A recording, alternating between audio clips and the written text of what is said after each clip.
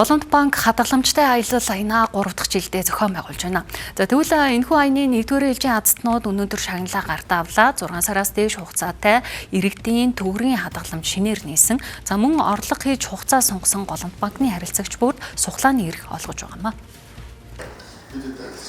Энэ аяны хүрээнд харилцагтаас жилийн турш 141 азтан тодруулж аяллаа эрх болон 2 өрөө байраар уламжуулна. Тэгвэл аяны хамгийн ихний азтангуудыг 6 сарын 8-ны өдөр Голомт банк Facebook хуудасаар шууд дамжуулан тодруулсан байна.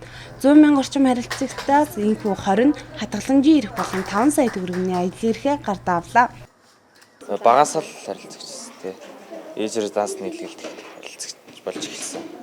Тэгээд даазтан болгосон одоо хүмүүстэй баярлалаа гэж хэлдэг. Хүүгээ төрөхөд тэгээд одоогоос 16 жилийн өмнө эхнэр хоёр энэ алтан түлхүүр хадгаламж Голомт банкнд нээгээд тэгэл ерөнхийдөө тэгэл тууштай хадгаламж нь мөнгө хийгээл ингээл явдаг байсан. Тэгээд сая юм азтан болоод их баярлж байна. Хадгаламж гэдэг бол тэгээд санхүүгийн сахилга бат тэгээд хүн бол хизээч аваад зарцуулахад бэлэн тийм мөнгө тэр тухайн хүний өөрийнх нь эрх мэдлэлт байж гин гэсэн үг гэж ойлгож байгаа.